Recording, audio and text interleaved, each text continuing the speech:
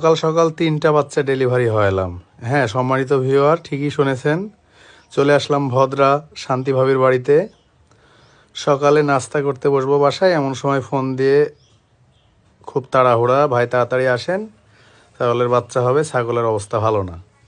এবার দৌড়ে এসে যেটা দেখলাম যে না, ঠিক আছে বাচ্চা হবে, কিন্তু জরায়ের মুখের ভিতরে যে পর্দা থাকে আর কি, জরায়ের মুখে এ পর্দাটা ফাটে নাই।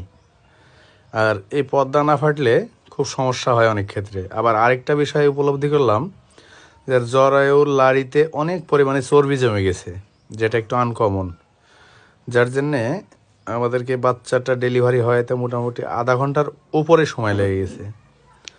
তো সবশেষে আল্লাহর রহমতে বাচ্চা 3টা হওয়ালাম,